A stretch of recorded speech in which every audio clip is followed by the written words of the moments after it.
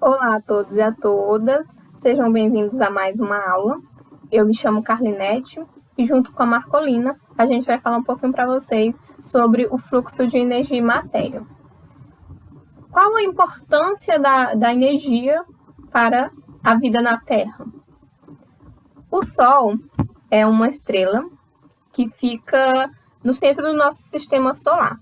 O Sol ele é composto principalmente por gás hidrogênio, tendo uma porcentagem de cerca de 74% de gás hidrogênio, 24% de gás hélio e outros 2% que são de oxigênio, carbono, ferro, enxofre e outros componentes.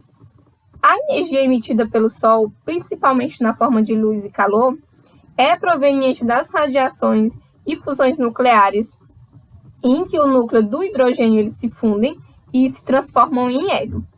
É essa energia que possibilita a existência de vida aqui na Terra. Certos componentes da radiação solar aquecem o Sol, as massas de água e ar, o que vai proporcionar um ambiente favorável à vida. Certos componentes da radiação solar eles são captados pelos seres fotossintetizantes para sintetizar moléculas orgânicas. É o processo conhecido como fotossíntese. No caso das plantas, elas vão captar a luz solar e, utilizando gases como o oxigênio e o dióxido de carbono, elas vão produzir moléculas de glicose. Os glicídios, a glicose produzida na fotossíntese, elas são utilizadas pelo próprio organismo fotossintetizantes de duas maneiras. Para obter energia necessária ao seu metabolismo e também como matéria-prima para a síntese de diversos tipos de moléculas que constituem o seu corpo. Os animais herbívoros, ao se alimentarem de seres fotossintetizantes, como as plantas, eles ingerem moléculas orgânicas ricas em energia, que foi originalmente captada lá da luz solar pelos seres fotossintetizantes. Então, a porta de entrada para a energia solar nos sistemas vivos é a própria fotossíntese. A absoluta maioria dos organismos na Terra, eles obtêm energia para a sua vida direta ou indiretamente do Sol.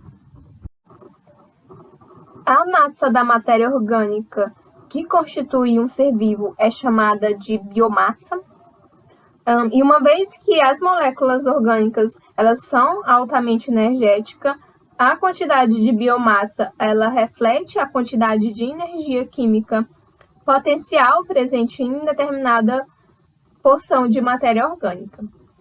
Como eu falei para vocês anteriormente, a energia ela entra na biosfera por meio dos seres autótrofos, que são algas, plantas e bactérias autotróficas. A maioria dos seres autotróficos eles são sintetizantes. Produzem moléculas orgânicas a partir de compostos inorgânicos.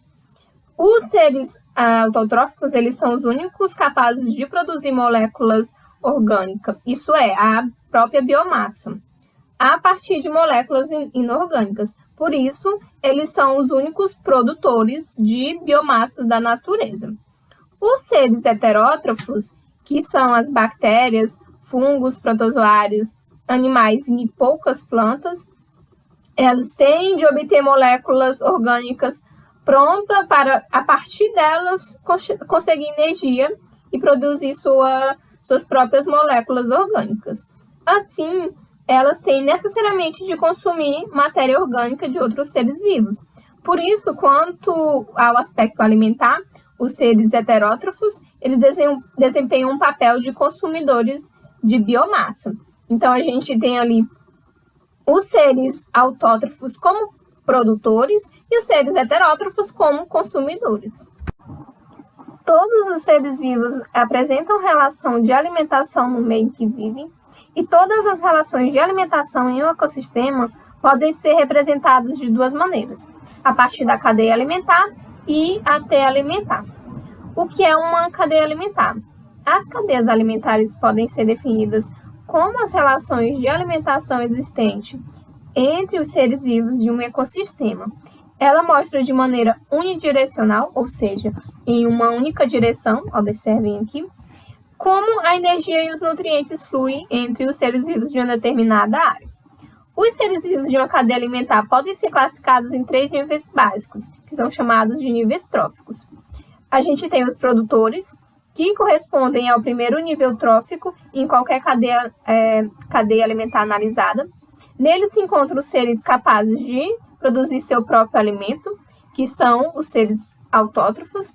E é importante destacar que nesse grupo são encontrados os organismos fotossintetizantes e também os quimiosintetizantes. Como exemplo de organismos produtores, a gente pode citar as plantas, as algas e algumas bactérias. Temos também os consumidores, que são organismos incapazes de produzir seu próprio alimento, ou seja, são organismos heterotróficos. Os consumidores, eles são classificados como primário, quando se alimentam de produtores, de secundário, quando se alimentam de primário, e terciário, quando se alimentam de secundário, e assim sucessivamente. É importante salientar que não existe cadeias com muitos níveis tróficos, pois a cada nível a gente tem uma perca de energia e matéria. E também temos os decompositores, que englobam organismos que fazem a decomposição, que é um processo essencial para a reciclagem da matéria orgânica. Nesse processo, os nutrientes eles tornam-se disponíveis novamente no ambiente. Os decompositores atuam em todos os organismos após a sua morte e, por isso, normalmente não são representados em esquemas de cadeias alimentares. As teias alimentares, diferentemente da cadeia alimentar, que vai obedecer uma representação unidirecional, as teias alimentares, existem várias relações alimentares interligadas. A gente diz que as teias são a junção de diversas cadeias alimentares. Em uma teia alimentar, o mesmo organismo ele pode ser consumidor secundário e terciário, por exemplo.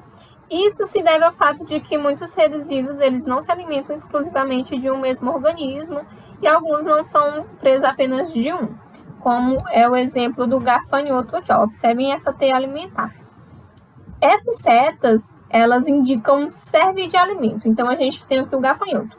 O gafanhoto, ele serve de alimento para o escorpião, ele serve de alimento para a andorinha, ele vai servir de alimento para o sapo, certo? Então, eu vou falar um pouco sobre a dissipação de energia na teia alimentar. Vamos imaginar um coelho. O animal, ele se alimenta diariamente de muitas e muitas plantas. Ele utiliza a biomassa dos vegetais como fonte de energia e matéria-prima para produzir sua biomassa e crescer. Se formos fazer as contas, concluímos que a biomassa vegetal que alimenta o coelho é muito maior que a biomassa que ele ganhou com o crescimento. Então, como explicar essa perda da biomassa?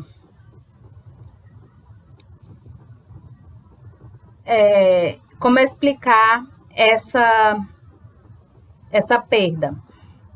O coelho, ele consome muita energia para manter a atividade do metabolismo, que lhe permite saltar, correr e procurar alimentos, entre outras atividades.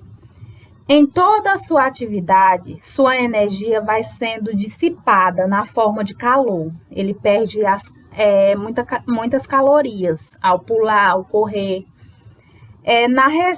Na respiração celular, as moléculas orgânicas com alta energia, principalmente os glicídios e os lipídios, reagem com o gás oxigênio, produzindo gás carbônico e água.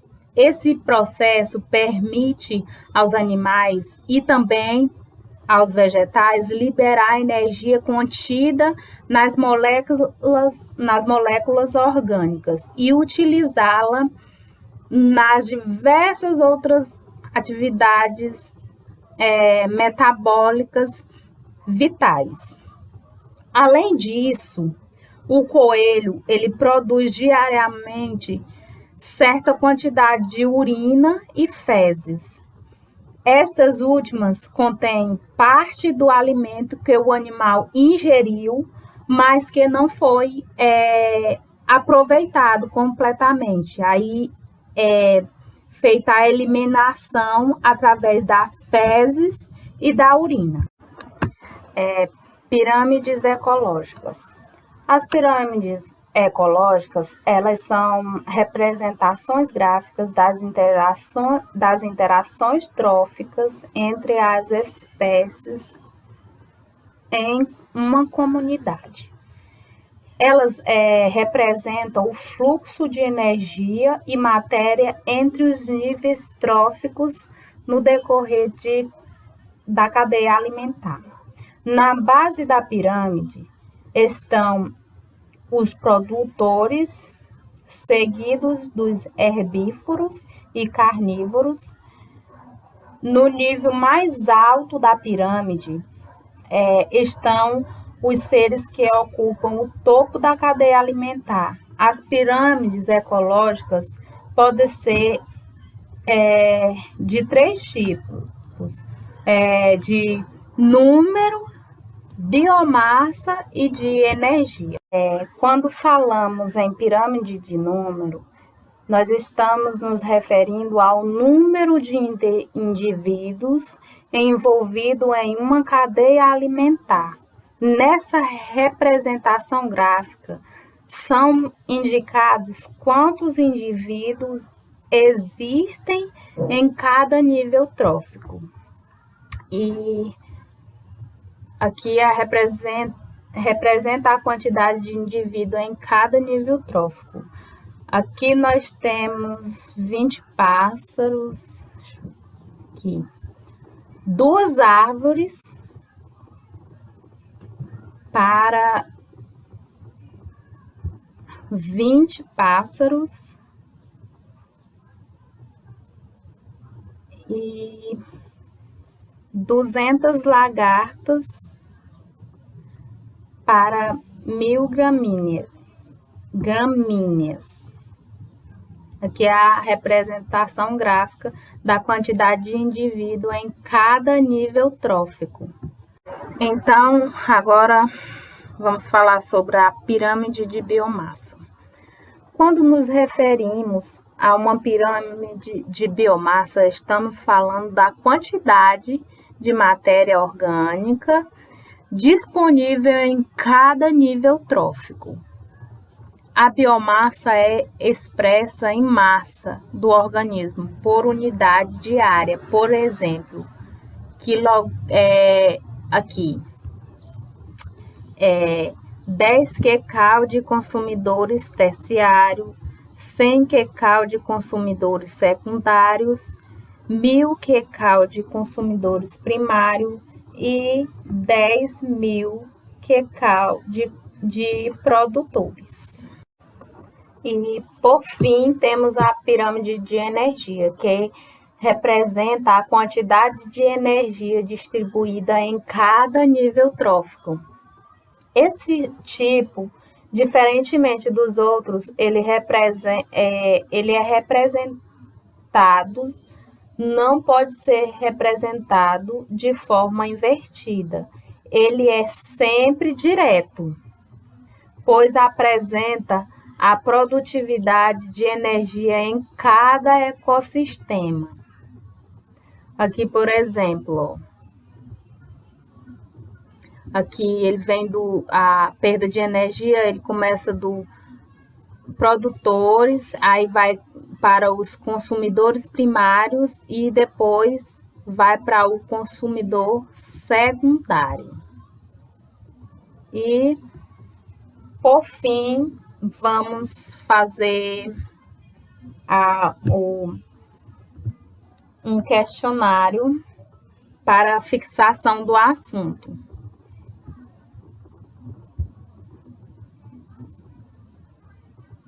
O que vocês entenderam sobre energia,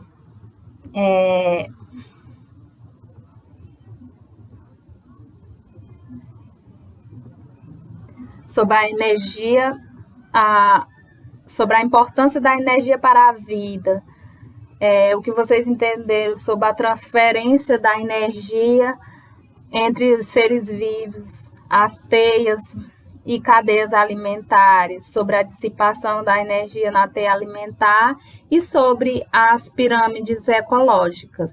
A gente vai fazer um questionário para uma melhor fixação do assunto.